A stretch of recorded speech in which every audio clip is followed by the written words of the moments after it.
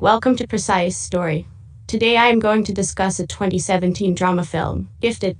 Before this, please subscribe to my channel and turn on the notification bell for more videos. At the start of the film, Frank Adler is reminding his niece Mary that it is time to get ready for school.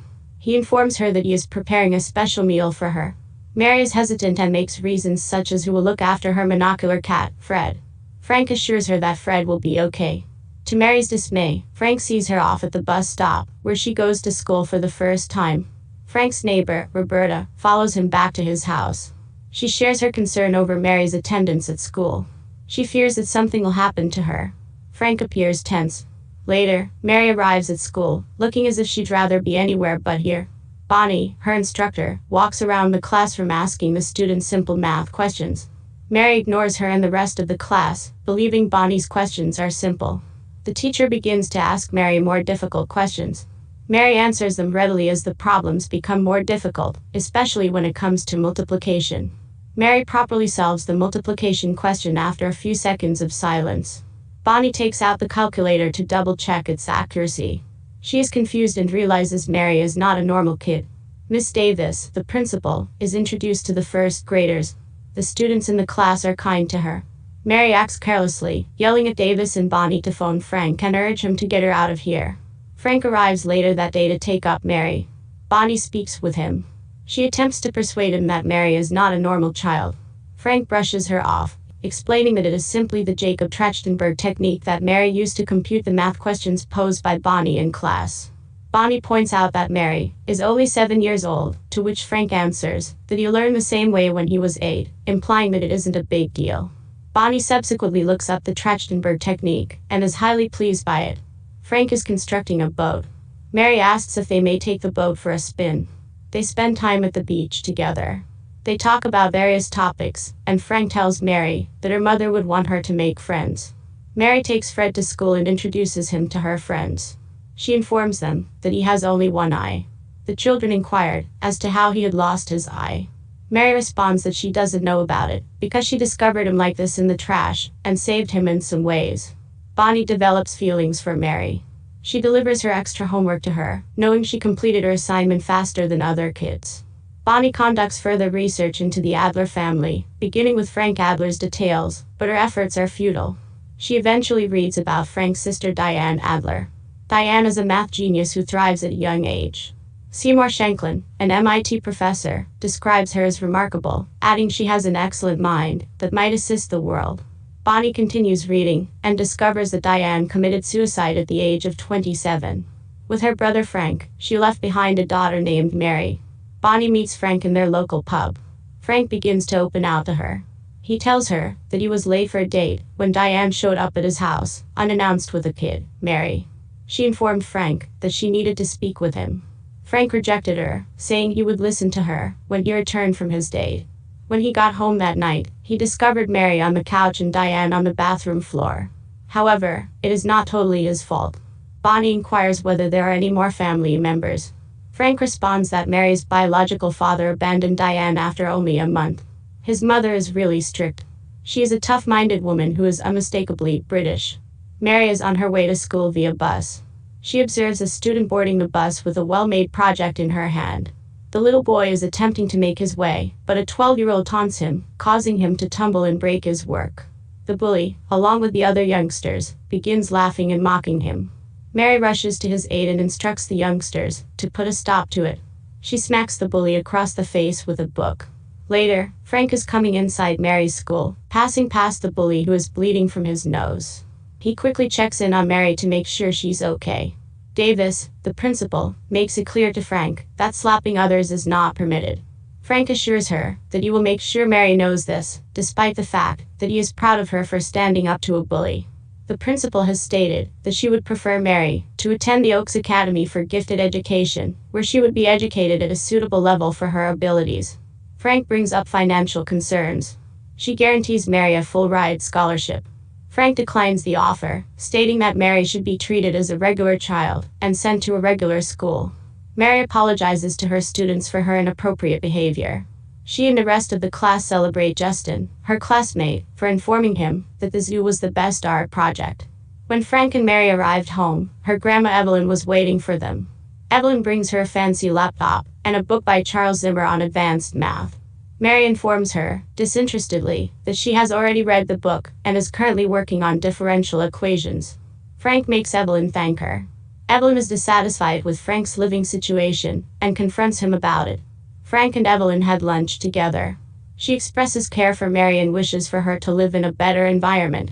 Diane would not want her to have custody of Mary, according to Frank. Evelyn calls Diane and Frank weak persons. She suddenly tells him that this matter is going to court. Evelyn makes it apparent that she intends to bring Mary with her to Massachusetts, but Frank wants her to stay with him. Later, Frank requested Roberta to keep an eye on Mary for the night. Roberta agrees, adding that she is only a neighbor and not a blood-related or someone whose opinion is important, but she loves Mary. Mary spends the night at Roberta's singing and having a good time. Frank checks his mail outside and discovers that Mary has been ordered by the court to spend 2 days in Boston with her grandmother. When Mary goes to Boston with her grandmother, she comes across family photos, which include photographs of her mother and grandmother when she was younger. Bonnie and Frank get increasingly closer when they return to Florida. Evelyn drives Mary to university and informs her about the Millennium 7 issues. Mary is shown a photograph of Grigory Perelman, a researcher who worked on the Poincare hypothesis. Evelyn recalls how Diane might have been honored, and her picture hung on the wall, if she had completed the Navier-Stokes equation. Mary expresses a desire to be included on the wall as well.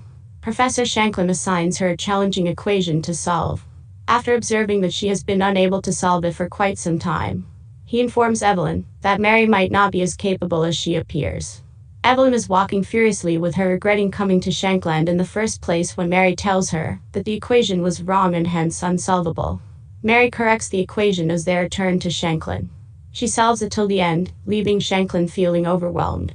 When they get home, Mary informs Frank that, while Evelyn is kind, she does not wish to live with her. He assures her that she will not be leaving. Mary encounters Pat, a social worker who asks her several questions about her life. Mary discusses watching Ultimate Fighting Championships with Frank. She also informs her that he promised to keep her company and that he is a kind person. Pat asks her why she believes that, to which she says that Frank has always desired her, regardless of her intelligence. In the next scene, Mary's biological father is brought to court. He wants Evelyn to gain custody of Mary. Mary's father is embarrassed when Frank's attorney informs him that he doesn't even know his daughter's middle name and has never seen her in reality. In court, Frank wins. He accompanies her to her car. She expresses her displeasure about being at odds with her son. They've always been at odds, according to Frank.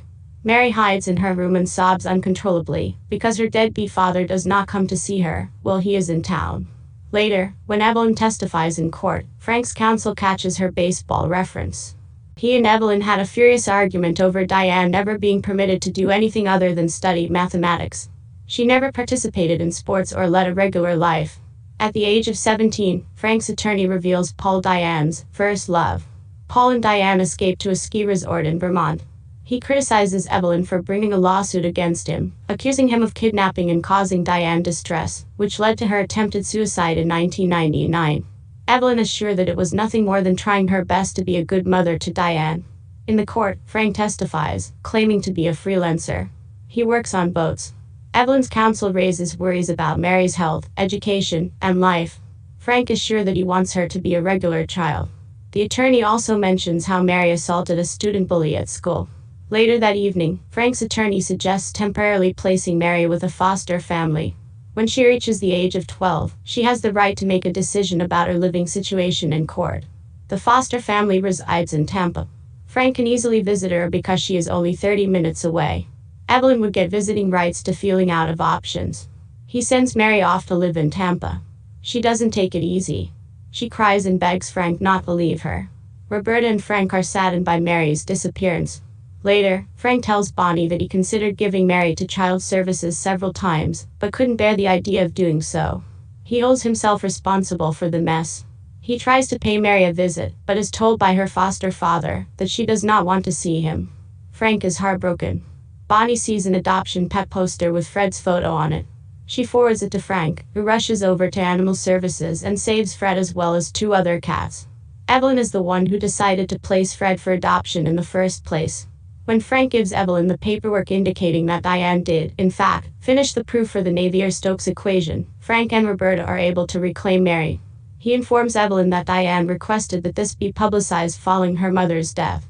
She seems surprised, implying that Evelyn did suppress Diane's wishes. Frank and Mary reconcile and are overjoyed to be together as they drive away with Roberta. Evelyn bursts into tears as she sees the tear-stained notes with doodling on them. Mary goes to university and is picked up by Frank. They converse in the car. Frank leaves her off in the park, where she joins the other female scouts and cheerfully plays with them. In the distance, Frank smiles lovingly at Bonnie. So, the viewers, this is all we have today. Please subscribe for more videos.